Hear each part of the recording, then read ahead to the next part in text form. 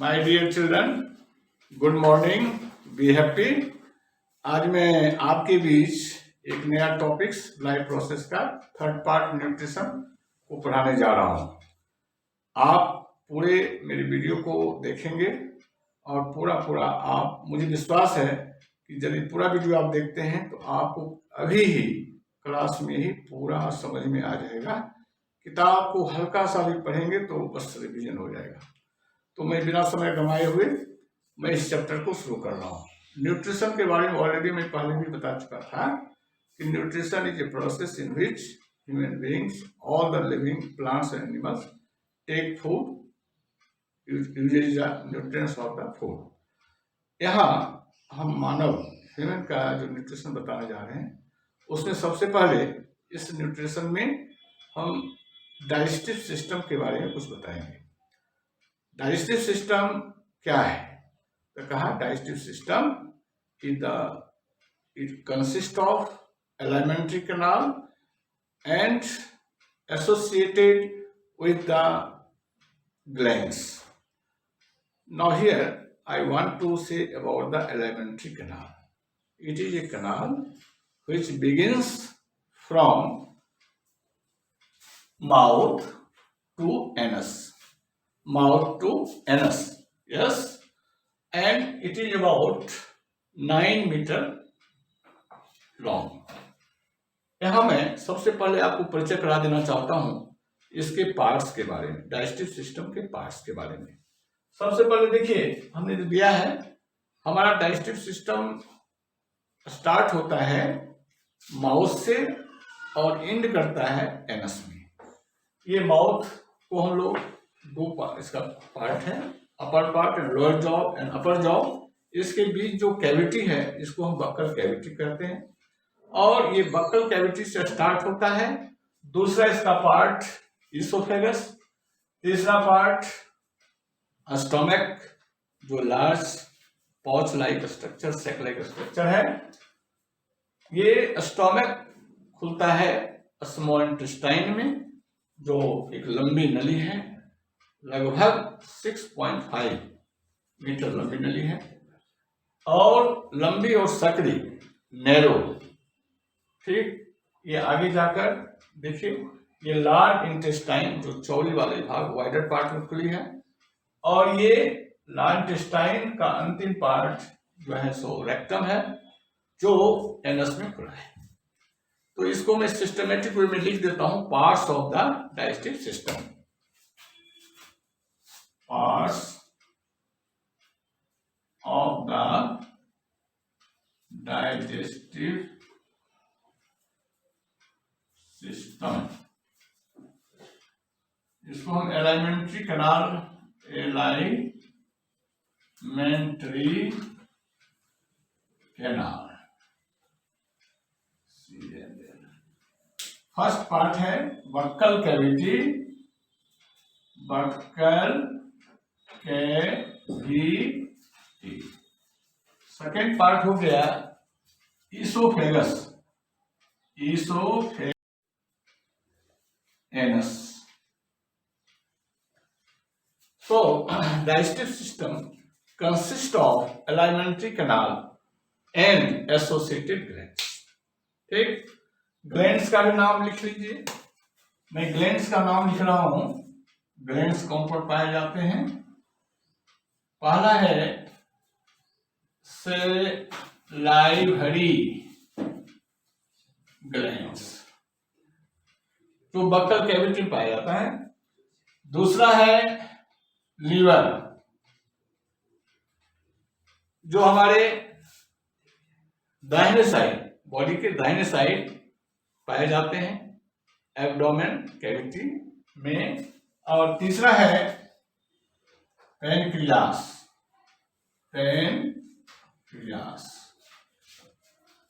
जो हमारे स्टोमक के ठीक नीचे पैरेलल स्ट्रक्चर है और इसको हम पैनक्रियास के रूप में जान रहे हैं। ये हमारा एसोसिएटेड ग्लैंड्स है। मैं यहाँ स्टार्ट करूंगा बक्कल कैविटी से, डाइजेशन में स्टार्ट कर रहा हूँ। इसका कैसे होता है देखिए। सबसे पहले माउथ में जो हम भोजन डालते हैं, जो भी हम खाते हैं, रोटी चावल, जो भी फल खाते हैं, सब्जी खाते हैं, सबसे पहले हम स्टार्ट माउथ से शुरू करते हैं। इसे हम माउथ में डालने की प्रक्रिया को taking the food inside the mouth, it is called ingestion. यानी हम 5 स्टेप, जो न्यूट्रिशन के 5 स्टेप हैं, उन 5 स्टेप का एकदम सरल रूप में आपके सामने रखूंगा ताकि आप सिंपल वे में समझ जाएंगे। इसमें 5 स्टेप में मैं 5 का नाम लिख रहा हूं। एक आप इसको शॉर्ट स्क्रीन लेना है, ले लीजिए, फिर मैं इसके आगे लिखूंगा।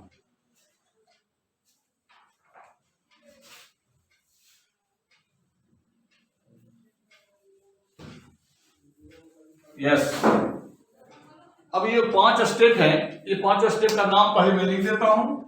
There are 5 steps of nutrition. चलिए, पहला है इंजेशन, दूसरा है डाइजेशन, तीसरा है एब्जॉर्प्शन, एब्जॉर्प्शन, चौथा है एसिमिलेशन,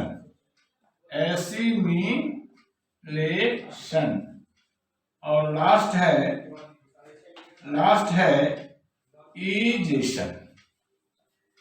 मैं पूरा डाइजेशन से संबंधित जितनी बातें हैं, ये 5 स्टेप का मैं अभी आपके सामने रखूंगा, डिस्क्राइब करूंगा एकदम सिंपल वे में, जिसमें सारे बच्चे समझ जाएंगे, किसी को कोई प्रॉब्लम नहीं रहने दूंगा मैं।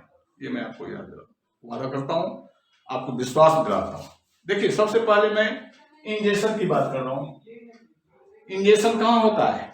इंजेक्शन माउथ में होता है, बक्कल कैविटी में होता है। हम जो भोजन करते हैं हाथ से या और जो मेथड है भोजन लेने का, हमने माउथ में डाल दिया। माउथ में डालने के बाद क्या होता है आप जाने बच्चों, हमारा माउथ के अंदर, बक्कल कैविटी के अंदर 3 पार्ट्स हैं, teeth, tongue and salivary glands. तीनों का रोल अपना अपना है। सबसे पहले जब हम भोजन को डालते हैं माउथ में, तो हमारे पास 4 तरह का दांत है। There are 4 kinds of teeth. सामने वाला टीथ जो चौड़ा होता है उसको हम इंसाइजर कहते हैं, उसका नाम है कटिंग टीथ, क्योंकि हमारे भोजन को सबसे पहले, जैसे हम लोग खाएंगे, केला खाएंगे तो उसको दांत से काटते हैं ना, आगे वाला दांत से, उसको कहते हैं फ्रंट टीथ, उसी का नाम है इंसाइजर, उसी का नाम है कटिंग। दूसरे तरह का दांत है जो पॉइंटेड है, लॉन्ग है, ये हमारे भोजन को टीयरिंग करने में मदद करता है, छीलने में, इसलिए इसका नाम पड़ गया टीयरिंग टीथ। नेक्स्ट और 2 तरह का है हमारे अंदर, जिसको प्रीमोलर एंड मोलर कहते हैं। ये हमारे भोजन को चेविंग एंड ग्राइंडिंग करने में मदद करता है। इस तरह से बालक, इसमें जो हम अभी बता रहे हैं, दांत का महत्व, दांत का क्या इंपॉर्टेंस है। सबसे पहले हमारा टीथ बड़े बड़े फूड को, मॉलिक्यूल को छोटे छोटे मॉलिक्यूल में तोड़ देता है, ब्रेक डाउन कर देता है। इसको हम लोग कहते हैं फिजिकल डाइजेशन, यानी उसको बड़े रूप से छोटे रूप में तोड़ दिया। देखिए, दूसरा स्टेप है जीभ का काम है और सलाइवरी ग्लैंड्स का काम है। जिस समय भोजन को तोड़ रहा होता है दांत, उस समय हमारा सलाइवरी ग्लैंड बैठा हुआ नहीं रहता है। सलाइवरी ग्लैंड अपना काम करता है, वो अपने सेक्रेशन करता है सलाइवा को। सलाइवरी ग्लैंड्स प्रोड्यूस सलाइवा, और प्यारे बच्चों, सलाइवा के अंदर स्टार्च को पचाने वाला एंजाइम्स पाया जाता है, जिसका नाम है सलाइवरी एमाइलेज। ठीक, पहले तो मैं, आप न्यूट्रिशन का स्टेप यहाँ नोट कर लीजिए, उसके बाद मैं अब एक एक करके फिर, अभी सलाइवरी एमाइलेज बोला, उसका फंक्शन बता रहा हूँ, इसको मैं हटा रहा हूँ, आपने नोट कर लिया होगा। Yes, now here salivary, first of all मैंने आपसे बोला सलाइवरी ग्लैंड्स प्रोड्यूस क्या प्रोड्यूस करता है भाई? तो कहा सलाइवरी एमाइलेज। देखिए इसका नाम कैसे याद रखना है। ग्लैंड्स का नाम है सलाइवरी ग्लैंड, उस एंजाइम का नाम है सलाइवरी एमाइलेज। देखिए जहां एएसई लगा हुआ है लेज, आप स्पष्ट रूप समझ जाएंगे याद रखने के लिए। ये स्टार्च पर ही अपना फंक्शन करेगा, ये स्टार्च को तोड़ेगा। देखिए स्टार्च क्या है, complex part of the carbohydrate है, इसको सिंपलर पार्ट्स में तोड़ने जा रहा है। क्या करेगा, तो सलाइवरी एमाइलेज स्टार्च को सिंपल शुगर में बदल देगा, इसको माल्टोज कहते हैं। इसको हम लिख देते हैं, क्या लिखेंगे भाई, salivary amylase, salivary amylase plus starch क्या बन जाएगा, माल्टोज, माल्टोज, सिंपल शुगर बदल जाएगा। बोर्ड में प्रश्न में एक इससे क्वेश्चन बनता है कि अगर अधिक देर तक for long time if we chew the food, chew the roti, dry bread, then it become sweet. क्यों, ऐसा क्यों होता है?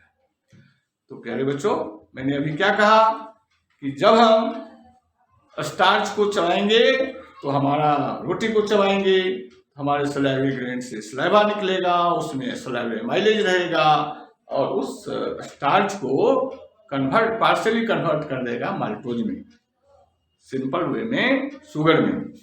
तो क्या शुगर का कैसा टेस्ट होता है, मीठा होता है। तो उसको चबाने के बाद हमें वही रोटी मीठी लगने लगती है। देखो बालक, मैं यहाँ से आगे बढ़ रहा हूँ। अब नेक्स्ट यहाँ जो हम अभी आपको बताने जा रहा था, टंग का कहानी। टंग क्या करता है, उसको सलाइवा को भोजन में मिक्स करता है, भोजन हमारा चिकना हो जाता है और उस वो फिर टंग क्या करेगा, उसका स्वाद तो देगा ही, उसके बाद जो च्यूइंग फूड है, ग्राइंडिंग फूड है, उसको पुश करता है, पीछे धकेलता है फॉरवर्ड आगे की ओर into the oesophagus. Second pipe देखो भाई, यहाँ है इसोफेगस, यहाँ से बकल कैविटी से हमारा भोजन अब इसोफेगस में आएगा। सलाइवा ये हमारा टंग ने उसको धकेल दिया है, पुश कर दिया है। अच्छा, इस भोजन को जो माउथ के अंदर स्वीट पार्ट है, जो हमारा अब इसोफेगस में आ रहा है, इस भोजन को, चबाए हुए भोजन को, च्यूइंग ग्राइंडिंग फूड को बोलस बोला जाता है। अब ये बोलस के रूप में आ गया, BOLUS, बोलस, बोलस, ये बोलस बन गया हमारा माउथ में। अब ये बोलस हमारा चला जाएगा इसोफेगस में। देखो इसोफेगस के अंदर कोई एंजाइम इससे प्रोड्यूस नहीं होता है, ये सिंपल जो है सो ट्यूब है, मस्कुलर ट्यूब है, इलास्टिक है और इसमें कंटिन्यूसली कंट्रैक्शन एंड रिलैक्सेशन होता है। जब भोजन इसमें प्रवेश करेगा तो कंट्रैक्शन एंड रिलैक्सेशन कंटिन्यूसली होते रहने के चलते ये भोजन आगे डाउनवर्ड बढ़ेगा और इस तरह से इसमें जो मूवमेंट होता है इसोफेगस में, इसको कहते हैं पेरिस्टेल्टिक मूवमेंट। क्या बोलते हैं, पेरिस्टेल्टिक मूवमेंट। इसे हम बोलते हैं पेरिस्टेल्टिक मूवमेंट, पेरिस्टेल्टिक, पेरिस्टेल्टिक मूवमेंट। ये क्या है, ये क्या है, कंटिन्यूसली इसमें मूविंग होती रहता है, कंटिन्यूसली कंट्रैक्शन एंड रिलैक्सेशन होता है, जिसके माध्यम से भोजन हमारा इसोफेगस से डांस करते हुए कहाँ चला आता है, स्टोमक में आता है। भोजन अब कहाँ पहुंच गया, स्टोमक में, स्टोमक में पहुंच गया। अब यहाँ आगे की बात करूंगा, अब मेरा स्टोमक का रोल आएगा। देखो स्टोमक क्या है, स्टोमक क्या है, एक चौड़ा ब्रॉड सैक लाइक स्ट्रक्चर है, पाउच है। जब यह इसमें भोजन आता है तो यह फैल जाता है, जब वह भोजन निकलता है, जब वह भोजन आता है तो फैल जाता है और जब भोजन नहीं रहता है सिकुड़ जाता है। जैसे थैला में आप सामान रखेंगे तो वो सामान रखने पर थैला फैल जाएगा, निकाल देंगे सिकुड़ जाएगा, यही इसका तो काम है। अब स्टोमक में जैसे ही भोजन आता है, अब आप देखिए क्या होता है। स्टोमक का वाल जिसमें ग्लैंड्स पाए जाते हैं, उस ग्लैंड्स को कहते हैं गैस्ट्रिक ग्लैंड्स। क्या बोलते हैं? Gastric glands. ये गैस्ट्रिक ग्लैंड्स स्टोमक के वाल में पाए जाते हैं। जैसे ही भोजन आता है, गैस्ट्रिक ग्लैंड से गैस्ट्रिक जूस निकलता है, और उस जूस में there are 3 kinds of things, जो मैं लिख रहा हूं, इसको आप नोट कर लेंगे।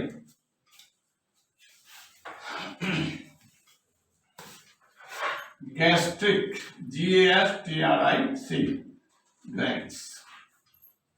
ये प्यारे बच्चों कहां पाया जाता है? In the wall of the stomach. Yes. अब इस गैस्ट्रिक ग्लैंड्स में से क्या निकलता है?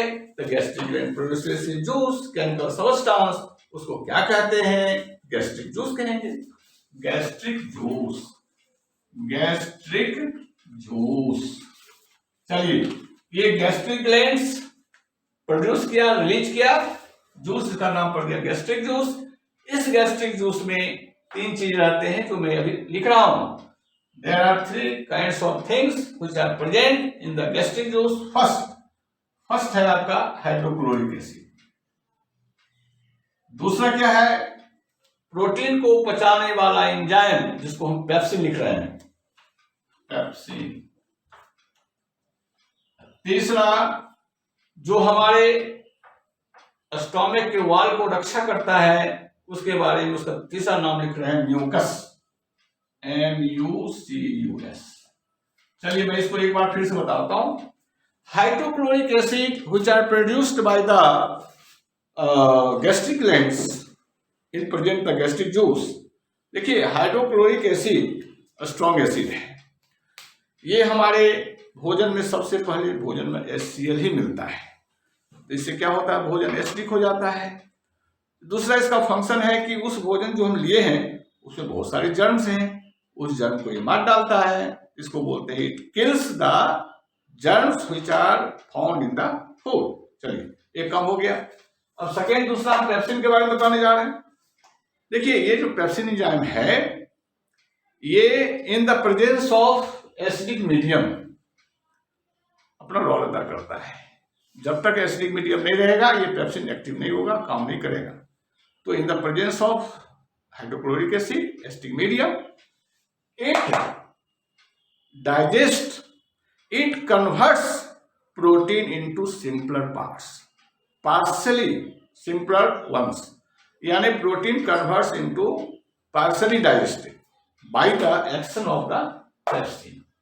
ये पेप्सिन उसको सिंपलर पार्ट से, उसका नाम है प्रोटीन को पेप्सिन जब उसको करता है। इसमें बड़े क्लास में आपका 10 क्लास है आपके NCERT बुक और किताबों में, सिंपल वे में उसको दे दिया है कि simpler protein converts into partially digested. ठीक है, ऐसे उसको पेप्सिन प्रोटीन को पेप्टोन्स एंड प्रोटियोजेज में बदल देता है। अगर इसको मैं लिख ही देता हूं, अच्छा रहेगा, आप नोट कर लीजिए। ये पेप्सिन क्या करता है? पेप्सिन प्लस प्रोटीन, इसको पेप्टोन्स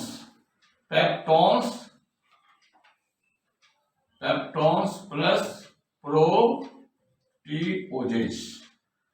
ये पेप्सिन का फंक्शन में बता दिया, यही लिख दिया। जो हमने तीन उसका पार्ट लिखा था, उसमें पेप्सिन में ही वहीं पर डायरेक्ट जोड़ दिया प्रोटीन को। ठीक है, पेप्टोन्स को बदल देता है, पेप्टोन्स सिंपलर पार्ट हो गया। चलिए, म्यूकस का फंक्शन देख लीजिए। म्यूकस क्या है? ये भी आपका गैस्ट्रिक जूस में है। आपको पहले ही बता चुके हैं, हाइड्रोक्लोरिक स्ट्रॉन्ग एसिड है, इसलिए उससे रक्षा, हमारा स्टोमक को रक्षा करने के लिए, अगर ये पेप्सिन नहीं होगा तो HCl क्या करेगा? हमारे स्टोमक के वॉल को डैमेज करेगा, कॉरोड करेगा। इसलिए उससे रक्षा करने के लिए ये म्यूकस उसके रिलीज होता है, और म्यूकस हमारा inner wall of the stomach को कवर करता है, जो HCl से उसको कांटेक्ट होने नहीं देता है, यानी HCl से उसकी रक्षा करता है। हमारा ये जो स्टोमक है, इसमें भोजन लगभग 3 से 3.5 घंटे के बीच रहता है। अब यहाँ इसमें जो जितना भी चर्निंग भोजन का होता है churning of the food by the wall of the stomach and also तीन जो आपका अभी बोला है सीएल, पेप्सिन और म्यूकस, ये अपना अपना रोल किया। अब इस भोजन के इस पार्ट को बोलते हैं काइम। जो स्टोमक के अंदर जो हमारा भोजन चर्न हुआ, उस चर्निंग पार्ट को, चर्न पार्ट को काइम बोलते हैं, CHYME, काइम हो गया। यानी उसके अंदर जो भोजन का रूप बदल चुका है, जो और स्मॉलर मॉलिक्यूल में टूट गए हैं और उसमें अब जो है सो पार्शियली प्रोटीन का डाइजेशन हुआ है, म्यूकस उसमें मिला है, HCl मिला है, इन सारे को एक साथ इसको हम कह रहे हैं काइम। यानी भोजन और छोटे छोटे टुकड़ों में टूट गया। अब देखो प्यारे बच्चों, अब ये काइम कहाँ जाएगा? अब स्टोमक से आएगा। देखिए स्टोमक का मैंने स्ट्रक्चर नहीं बोला, इसका स्ट्रक्चर जे आकार का होता है। देख रहे हैं, ये ठीक अब नेरो पार्ट में खुल रहा है, जहां से हम अब ये बोलेंगे it starts into a small intestine. Small intestine कहां से शुरू हुआ? स्टोमक से शुरू हुआ और जाकर के लार्ज इंटेस्टाइन से कनेक्शन हो गया। देखो ये स्मॉल इंटेस्टाइन बहुत बड़ा लंबी पाइप है, लगभग 6.5 मीटर के आसपास है। यानी आप एक स्टोरी नहीं बल्कि 2 स्टोरी को आप खड़ा कर दोगे, उसका जो हाइट होगा उस हाइट के बराबर ये अकेला स्मॉल इंटेस्टाइन है। अब ये इसका लुमेन ये नैरो होता है, ट्यूबुलर स्ट्रक्चर है, नैरो है, कन्वॉल्व है, पूरा एक दूसरे से पूरा क्वाइल्ड है, इसलिए हमारे एब्डोमेन में है। इतनी लंबी नली कैसे रहती? अब ये स्मॉल इंटेस्टाइन इतनी लंबी नली है, इसको स्मॉल इंटेस्टाइन कह रहे हैं, क्योंकि ये इसका डायमीटर, इसका लुमेन कम है, नैरो है। और अभी जस्ट मैं अभी बोलने जा रहा हूँ लार्ज इंटेस्टाइन के बारे में। ठीक, इसके आप पर देख रहे हैं, इसका तो हाइट है 1.5 मीटर, 10 मीटर, फिर भी इसको हम लार्ज इंटेस्टाइन बोल रहे हैं। यहाँ मैं हाइट के आधार पर लार्ज स्मॉल नहीं कर रहा हूँ, यहाँ पर चौड़ाई के आधार पर, क्योंकि लार्ज इंटेस्टाइन चौड़ा होता है, ब्रॉड होता है, तो चौड़ाई के आधार पर इसलिए इसका नाम पड़ गया लार्ज इंटेस्टाइन। चलो मैं स्मॉल इंटेस्टाइन के बारे में अब डिटेल बताऊंगा कि जो हमारा काइम जो आया भोजन स्मॉल इंटेस्टाइन में, तो स्मॉल इंटेस्टाइन का 3 पार्ट होता है। स्मॉल इंटेस्टाइन का 3 पार्ट, उस 3 पार्ट में मैं बताता हूँ। मैं यहाँ पर आप स्क्रीनशॉट ले लेंगे। मैं स्मॉल इंटेस्टाइन का तीनों पार्ट का नाम लिख रहा हूँ।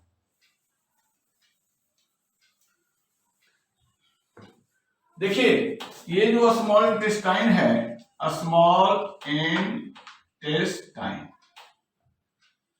स्मॉल इंटेस्टाइन के 3 पार्ट हैं। पहला ड्यूोडेनम, दूसरा पार्ट है जेजनम,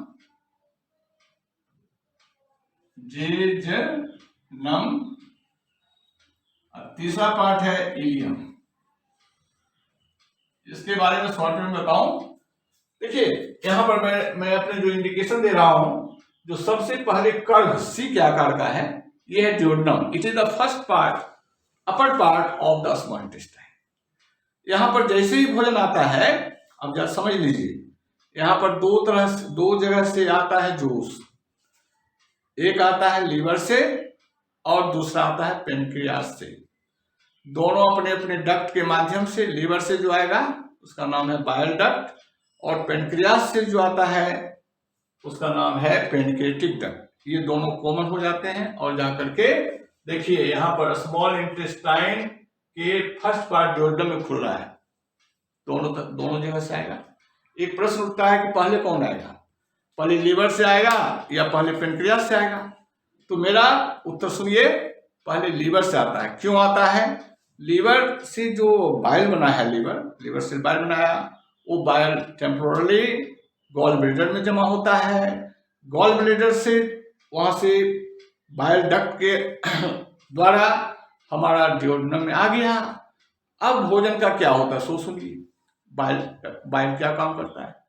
तो बाइल का काम है उस भोजन को जो एसिडिक मीडियम था। अच्छा ये बताइए, स्टोमक में कैसा भोजन हो गया था? एसिडिक हुआ था। अब यहाँ पर भोजन वो हो जाता है अल्कलाइन, क्योंकि बाइल का नेचर बेसिक नेचर है, इसलिए भोजन अल्कलाइन हो जाता है। भोजन जब अल्कलाइन होगा तो बाइल का काम बताया, उसमें साल्ट होता है, उस बाइल में जो साल्ट क्या करता है, बेसिक साल्ट, वो क्या करता है, फैट को छोटे छोटे टुकड़ों में मॉलिक्यूल में तोड़ देता है।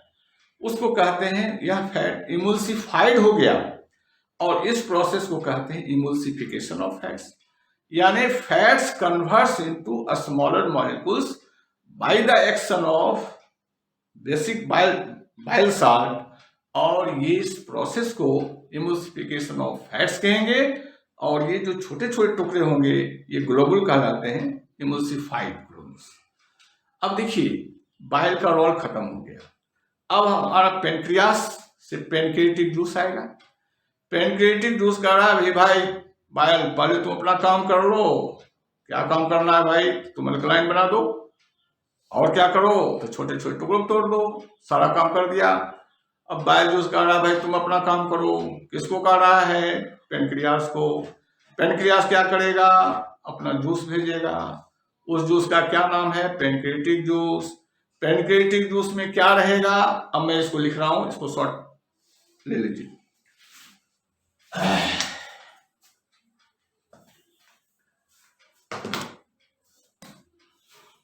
पेनक्रियास, पेनक्रियास, पेनक्रियास में देखिए ये पेनक्रियास कहां पाया जाता है, आप देखिए यहाँ पर फिगर, ये बाएं साइड, ये दाहिना है, ये बायां है, ठीक स्टोमक के नीचे, बिंथ द स्टोमक, पहले दिखाई दे रहा है, ठीक है।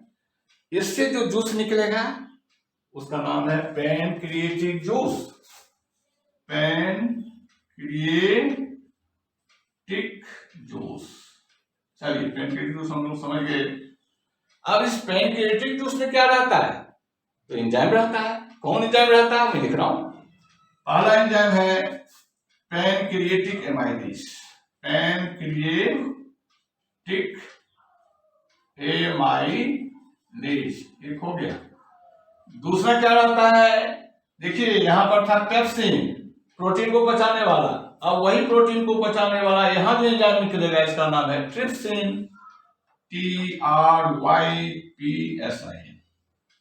चलिए तीसरा आ जाइए, तीसरा क्या निकलेगा भाई, तो फैट वाला भी निकलेगा ना, फैट को पचाना है, तो फैट के लिए निकलता है लाइपेज, क्या निकलता है, LIPS, lipase. So there are 3 kinds of enzyme which are released from the pancreas, which are present in the pancreatic juice. Now अब मैं यहाँ एक एक चीज बताऊंगा। ये जो पेनक्रिएटिक एमाइलेज है ये क्या करता है, देखिए इसमें लास्ट में क्या लिखा हुआ है, एज। मैंने आपसे पहले बताया जहां एज रहेगा उसको क्या करेंगे, कहां से जोड़ेंगे, स्टार्च से जोड़ेंगे, यानी पेनक्रिएटिक एमाइलेज किसको डाइजेस्ट करेगा, स्टार्च को डाइजेस्ट करेगा, पार्शली डाइजेस्टेड।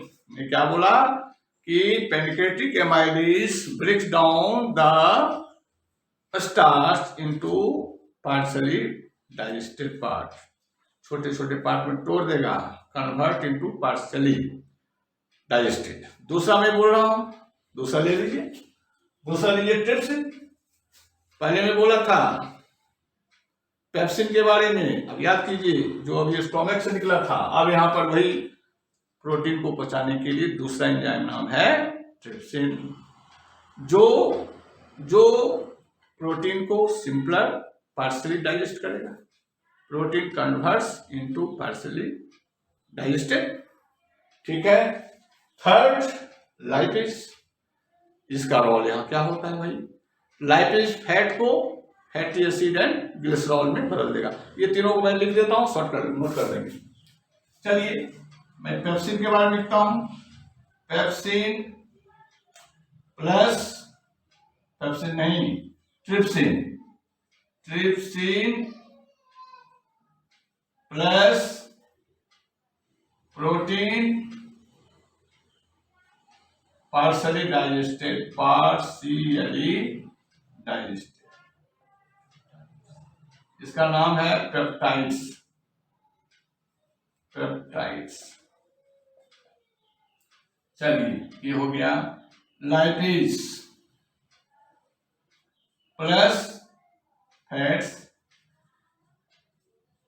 फैटी एसिड्स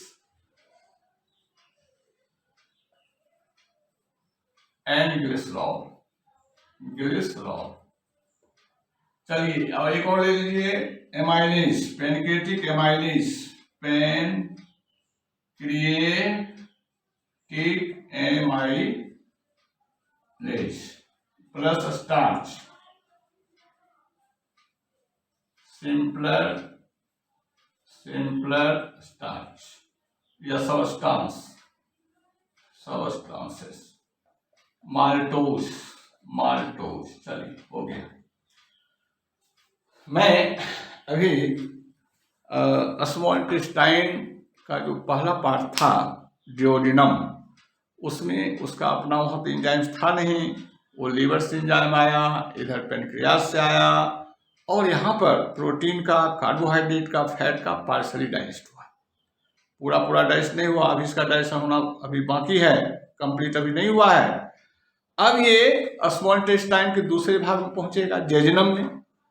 अब स्मॉल इंटेस्टाइन से वहां क्या होगा, यहाँ फाइनली इसका डाइजेशन होगा। ये सुप्रीम कोर्ट है, इसके बाद आगे डाइजेशन की जरूरत नहीं है, यहाँ पूर्णतः डाइजेशन हो जाएगा। क्या होगा, तो फिर इस स्मॉल इंटेस्टाइन से जो जूस निकलेगा उसको कहेंगे इंटेस्टिनल जूस। इसी का दूसरा नाम है सक्कस इंटेरिकस। इस इंटेस्टिनल जूस में प्रोटीन को, कार्बोहाइड्रेट को और फैट को पचाने वाला एंजाइम्स पाया जाता है। प्रोटीन को पचाने वाला एंजाइम्स इरेप्सिन है। स्टोमक में प्रोटीन को पचाने वाले एंजाइम का नाम बोलिए, याद कीजिए, उसका नाम याद में आता है पेप्सिन। दूसरा स्मॉल इंटेस्टाइन के ऊपरी वाला भाग, जहां से पेनक्रिएटिक जूस में एंजाइम था, प्रोटीन याद कीजिए, उसका नाम था ट्रिप्सिन। और यहाँ पर प्रोटीन को पचाने वाला एंजाइम जो स्मॉल इंटेस्टाइन से निकल रहा है, जेजुनम पार्ट से, उसका नाम है इरेप्सिन। क्या नाम है, इरेप्सिन, जो प्रोटीन को फाइनल क्या करता है, एमिनो एसिड में कन्वर्ट कर देता है। याद कीजिए, दूसरा फैट को पचाने वाला एंजाइम जो पेनक्रियास से निकला था, पेनक्रिएटिक जूस में था, उसका नाम था लाइपेज। और यहाँ आकर के लाइपेज उस फैट को फैटी एसिड में सॉल्ट बदल दिया। याद कीजिए, जो स्टार्च था उसको यहाँ फाइनली कन्वर्ट कर देगा ग्लूकोज में। इससे बहुत सारे एंजाइम्स हैं एमाइलेज में, सुक्रेज, इन्वर्टेज, लैक्टेज। तो इतना हम क्लास 10 में इतना गहराई नहीं जाना चाहते हैं। आप सीधा सीधे हम लोग ये जाने कि यहाँ जो एमाइलेज निकलेगा, जिसको हम जो स्मॉल इंटेस्टाइन से निकल रहा है एंजाइम से, इसमें सारे स्टार्च जो पार्शली डाइजेस्टेड भी हुए थे, सबको यहाँ देता है ग्लूकोज में कन्वर्ट कर। अब इसको मैं थोड़ा सा शॉर्ट आउट लिख देता हूं, आप इसको नोट कर लेंगे।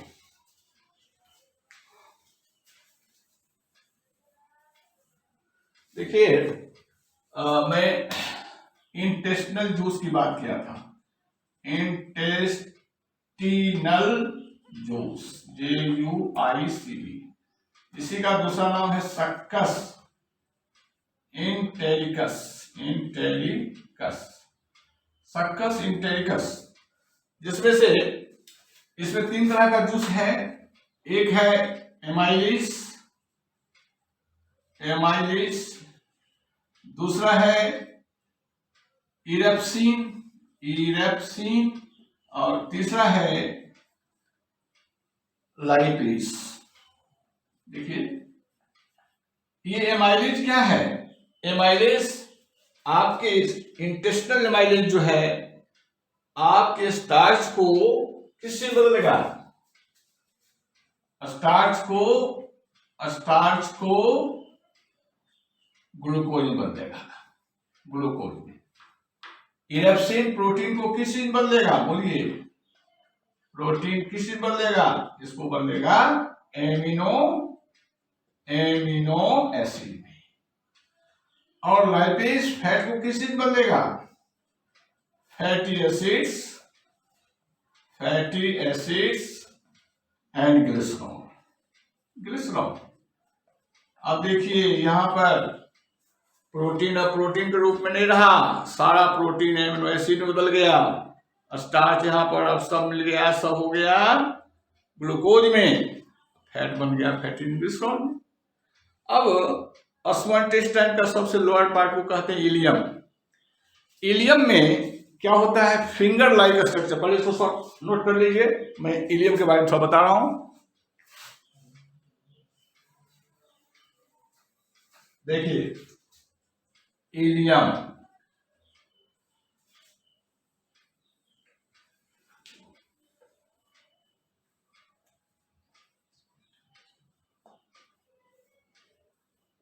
हाँ ये इसको कहते हैं भिल्ली, VILLI, ठीक है।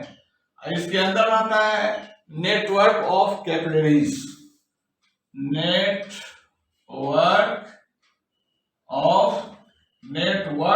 Of capillaries.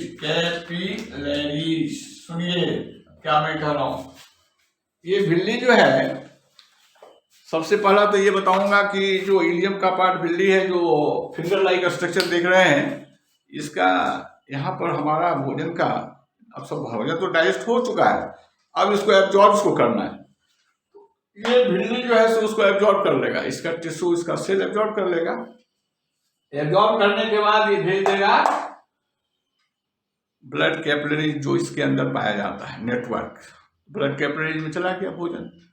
किस रूप में गया, अब प्रोटीन के रूप में नहीं गया, प्रोटीन एमिनो एसिड के रूप में प्रवेश किया, स्टार्च नहीं है, ग्लूकोज प्रवेश करेगा, और फैटी एसिड ग्लिसरॉल ये हमारे ब्लड में प्रवेश कर जाएगा। इसी को कहते हैं एब्जॉर्प्शन। एब्जॉर्प्शन का मतलब हुआ कि food goes into the villi and through villi it enters into our blood in the network of the capillaries and this is called absorption। यानी भोजन हमारा एब्जॉर्ब हो गया, ब्लड में भोजन चला गया। अब ये ब्लड के माध्यम से, ब्लड सर्कुलेटरी के माध्यम से ये भोजन हमारे होल बॉडी में जाएगा, हर एक सेल में ये भोजन जाएगा। तो आप माय डियर चिल्ड्रन, देखा कि माउथ से लेकर के, देखिए डाइजेशन कहाँ शुरू होता है, माउथ से कहाँ तक होता है, स्मॉल इंटेस्टाइन। स्टार्ट माउथ से हुआ, माउथ में किस चीज का स्टार्ट हुआ, एक शॉट ले लें, वहां हुआ आपका स्टार्च का। इसोफेगस में कोई डाइजेशन नहीं, स्टोमक में केवल प्रोटीन का डाइजेशन हमने बताया है, और स्टोमक के नीचे जब आया स्फिंक्टरिक मसल्स होता है, जो स्मॉल इंटेस्टाइन और स्टोमक की जंक्शन जहां जुड़ा हुआ है, यानी स्टोमक से जो स्मॉल इंटेस्टाइन भोजन आएगा वो स्फिंक्टर लॉक करता है, यानी कि थोड़ा थोड़ा भोजन को आने देता है। अब वहां जाकर के देखिए स्मॉल इंटेस्टाइन का ऊपरी भाग में किस चीज का पाचन हुआ, तो आपने कहा कि फैट का पाचन हुआ, फैटी ग्लिसरॉल में। लेकिन एक चीज ध्यान रखिएगा, जितना भी पाचन हो रहा, मैं सब के बारे में ये कहने जा रहा हूं कि पार्सली, यानी पूरा पाचन नहीं हुआ है। अगर पूरा पाचन हो जाता तो फिर तो ही हो जाता, फिर वहां पर वो भोजन जो प्रोटीन था वो भी पच गया, पार्सली डाइजेशन हुआ, कार्बोहाइड्रेट का भी हुआ। अब वहां से हमारा भोजन समझ नीचे में आया, जैनम आया, वहां सारा भोजन का जो पार्ट था अब सारा यहाँ कंप्लीट डाइजेशन हो जाता है, यानी भोजन का protein amino acid complete part माना जाता है, सिंपलर पार्ट है जो ब्लड में प्रवेश करने योग्य हो जाता है। देखिए मैं एक चीज बताऊंगा अभी, फिर मैं सारा चीज बता रहा हूँ। ग्लूकोज भी उसमें प्रवेश कर जाता है ब्लड में। तो यहाँ इसके पहले मैं जो पहले बोला था इंजेक्शन, उसका डाइजेशन बोला था। हम लोग डाइजेशन का मतलब केवल break down of the food नहीं होता है, break down of the food and food goes from insoluble to soluble from form. इसका मतलब ये हुआ कि ये इसमें सॉल्युबल होगा, फ्रॉम इनडिफ्यूजिबल टू डिफ्यूजिबल, यानी प्रोटीन डिफ्यूजिबल नहीं था। स्मॉल इंटेस्टाइन का इलियम प्रोटीन को के अंदर वो डिफ्यूज नहीं हो सकता था, तो वहां पर वह था प्रोटीन इनडिफ्यूजिबल, इसमें घुसने लायक हो गया, वो डिफ्यूजिबल। यानी एमिनो एसिड हो गया सॉल्युबल, एमिनो एसिड हो गया डिफ्यूजिबल, एमिनो एसिड हो गया सिंपलर पार्ट्स, उसी तरह से ग्लूकोज के पार्ट वही कहिए, सिंपलर हो गया, डिफ्यूजन हो गया, सॉल्युबल हो गया, फैट की बॉडी की, यानी ब्लड में तो हमारा चला गया, ब्लड से हमारा सेल में चला गया। अब क्या होगा, थोड़ा और सोचिए आगे। जो ये स्मॉल इंटेस्टाइन में जो हमने अभी देखा, उसके बाद सब भोजन तो चला नहीं गया ब्लड में, सब तो पच नहीं गया। अब जो अनडाइजेस्टेड पार्ट है, जिसको remaining part of the food कह रहे हो, वो भोजन अब कहाँ जाएगा, तो कहा देखो भाई यहां से जुड़ा हुआ है लार्ज इंटेस्टाइन, लार्ज इंटेस्टाइन प्रवेश करेगा। इसका लार्ज इंटेस्टाइन प्रवेश करेगा मतलब लार्ज इंटेस्टाइन में भोजन अब फ्लो करेगा। वहां पर क्या करेगा, लार्ज इंटेस्टाइन का जो टिश्यू सेल है, इसके अंदर जो वाटर है उस वाटर को एब्जॉर्ब कर लेगा। अब भोजन का रूप कैसा हो जाएगा, तो कहा सॉलिड, सेमी सॉलिड हो जाएगा। अब ये भोजन लार्ज इंटेस्टाइन के सबसे निचले भाग को हम रेक्टम कहते हैं, सबसे पहला भाग को सिकम कहा था, दूसरा भाग को कॉलन और तीसरा भाग को रेक्टम कहते हैं। तो रेक्टम में जो भोजन है, जिसके पहले पानी तो एब्जॉर्ब हो चुका है, सेमी सॉलिड के रूप में ये भोजन यहाँ जमा होता है, स्टोर होता है। फिर ये हमारे टाइम टू टाइम फिल होता है और ये हम इसको अपने टॉयलेट में जाकर इस अनडाइजेस्टेड पार्ट को बाहर निकालते हैं थ्रू द एनस। एक चीज ध्यान रखिएगा, यहाँ पर मैं एक स्फिंक्टर की बात कर रहा हूँ। ये जो रेक्टम और एनस है, ये दोनों का जो जॉइंट है, वहाँ पर एक मसल है जो सर्कुलर है। जब हम टॉयलेट बाहर करते हैं, निकलता है, उस समय ये ओपन होता है, टॉयलेट को बाहर जाने देता है, फिर ये क्लोज होता है। तो ये इस तरह से हमने आपसे प्यारे बालक हमने बताया कि भोजन कैसे हम लेते हैं, माउथ में कैसे स्टार्ट किया, उसको इंजेक्शन कह दिया।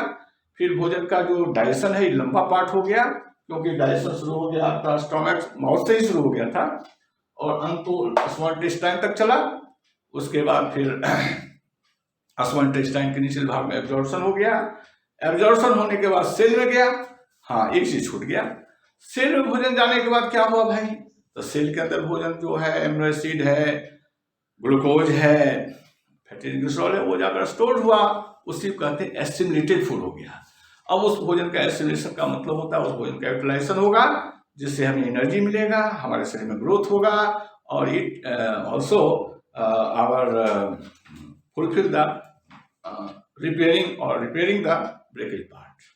सो मैंने आपसे ये फुल आज डाइजेशन का कंप्लीट सेट बताया। मुझे आशा है कि जिस ढंग से मैंने सिंपल वे में बताया है, आप सारे बच्चे समझ गए होंगे और इसका पूरा वीडियो देखेंगे। आपको ये पूरा किताब पढ़ने की कोई जरूरत नहीं है, एक बार रीडिंग देंगे आपका सारा आईना के साथ लग जाएगा। इसी के साथ आपको धन्यवाद, और आपको अच्छा लगे इसे सब्सक्राइब कर देंगे। बस धन्यवाद, थैंक यू।